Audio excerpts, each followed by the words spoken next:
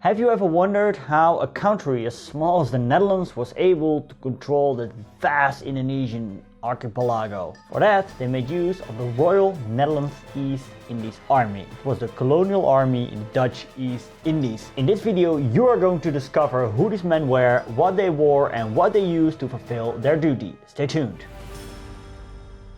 Hey, welcome at this episode of Formations, the video series where we're looking at army formations from the past, brought to you by History Hustle. I'm Stefan, I'm a history teacher, hustling history for you.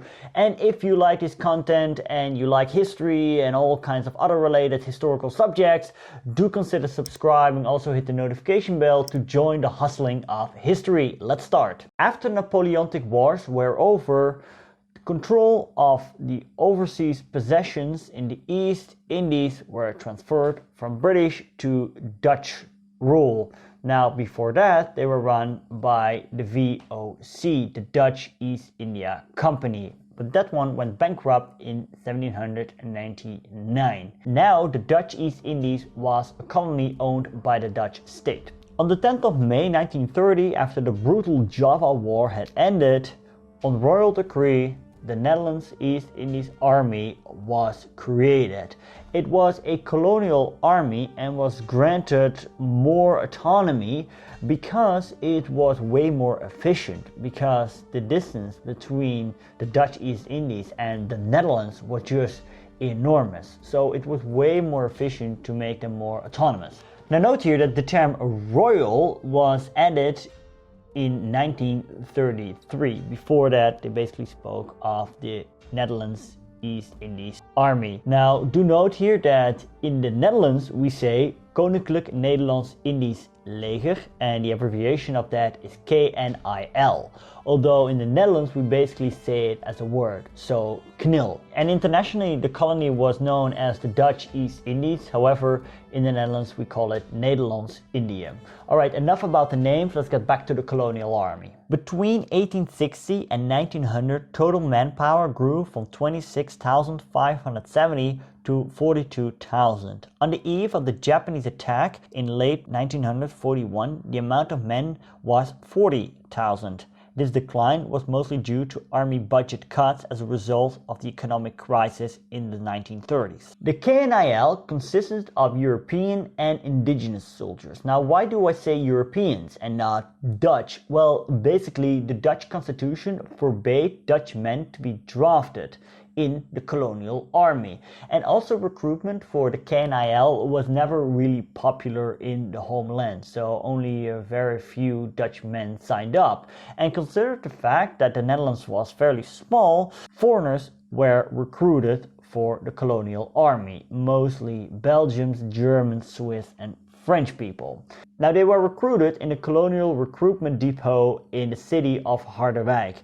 And because it basically attracted a lot of society's outcasts, it was nicknamed the Sewer of Europe. In 1909, this colonial depot was transferred to the Dutch city of Nijmegen, and soon after, only Dutch men were allowed to be recruited for the colonial army. As for the indigenous members of the army, these were Javanese, Manadonese, Ambonese, Timorese and Sundanese. To apply for service, they had to inform at the village chief, who brought them to the colonial office where their health was checked. If approved, they were transferred to Java. Now note here that the trip from, for example, the Ambonese Islands to Java, which is more than 2,000 kilometers, was a trip to another world, just like it was for the Europeans that were brought to the Dutch East Indies. Around 1900, the ratio of Europeans and indigenous was 40 to 60. After the First World War, it was 20 to 80. A small part of the army consisted of West Africans. Around 3,000 of them were shipped to the Dutch East Indies between 1831 and 1872. These were called Black Dutchmen, or in Malay, Orang Belanda Hitam. Throughout the 19th century, the uniforms of the KNIL resembled those of the Home Army in dark blue. Now these uniforms were made of wool and basically were impractical for the humid and tropical climate. Even looking at these pictures makes me feel hot. I cannot imagine how hot these guys must have had it when serving in the colonial army. Different headgear was worn, but it all proved impractical for the tropical climate. In 1910, the iconic bamboo hat was introduced, and I have a reproduced one right here. Here you see the Dutch cockade with the Dutch flag in it, red, white, blue, and one side was flipped up, just like the Australian slouch hat. In 1912, the stockings were replaced by puttees. Also, the color of the uniform was now changed from blue to green.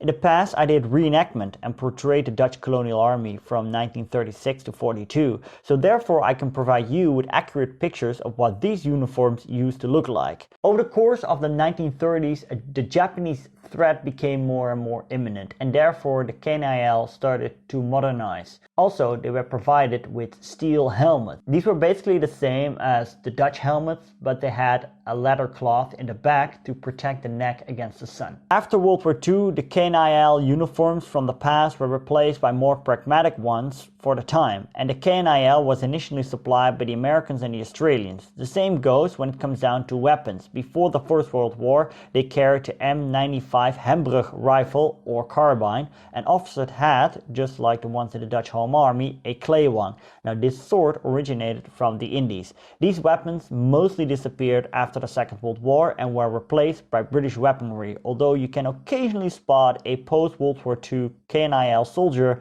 with pre-World War II gear. Over the course of the 19th and the beginning of the 20th century, the KNIL was involved in several bloody colonial wars in the Indonesian archipelago. Now, I made a whole series about these colonial wars. The links are in the description. One of the most notorious wars was fought in Aceh, the northern tip of the Sumatran islands. That war, or wars I should say, lasted from 1873 till 1914. Up until the Second World War, there was basically no real threat for the Dutch colonial establishment. But this changed, because at the end of 1941, the Japanese started the conquest of Southeast Asia.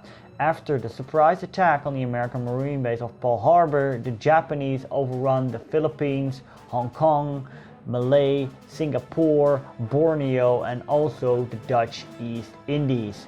The KNIL fought on Sumatra and on Java against the Japanese, but was no match for them. There were basically two main reasons why the KNIL lost from the Japanese. First of all, the Indonesian archipelago was basically too big to defend, and the KNIL lacks the proper resources and material to do so. Second, the KNIL was basically a military police force to suppress uprisings from the inside, but not to fight off a full-scale invasion from a modern army. Some of the Dutch colonial troops managed to get away to Australia, but most of them were interned by the Japanese. Now, after the Japanese surrendered, the Indonesian nationalists were led by Sukarno and Muhammad Hatta. They made use of this created power vacuum and they declared the Indonesian Republic an independent state. Now, the Dutch, they sent troops to restore order. So we now had the Koninklijke Landmacht, the Dutch army, fighting alongside with the KNIL to take down the Indonesian Republic. The members of the KNIL had to recover first. As I mentioned before, most of them were captured by the Japanese and they were put into internment camps. The conditions there were abysmal. Even worse, a lot of them were put into forced labor, for example, the Burma Railway of Death, where many of them would died. And those who survived were severely weakened, physically and mentally. Therefore, the Dutch government made use of drafted men from the home country. And one of these men was my granduncle. He was shipped off to Indonesia to fight for what actually? I mean, these men had experienced the hardships of occupation by Nazi Germany themselves, and now they had to re-establish another occupation there in the Far East. Why?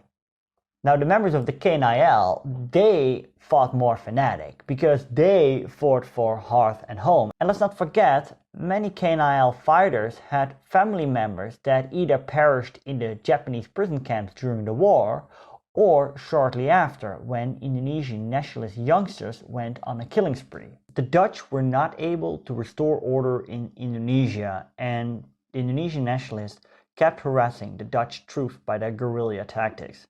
Also, the United States intervened and threatened to stop the Marshall Aid. Therefore, the Dutch government reluctantly ceded sovereignty to the Indonesian Republic, which happened on the 27th of December 1949. And half a year later, the KNIL was dissolved. Dutch officers could now serve in the Home Army, and indigenous soldiers could now serve in the Indonesian Army. And then there were also the Ambonese, who were transferred to the Netherlands with their families. But that's a whole story of its own. As of now, the traditions of the KNIL live on in the Van Huyts regiment that still exists today. If you want to know more about the Indonesian War of Independence, you can click right here to check out the video that I made on location on Java. Also, check me out on Patreon, because with your donations I can keep doing this and expand. Do not forget to subscribe. Thank you so much for watching. I'll see you next time.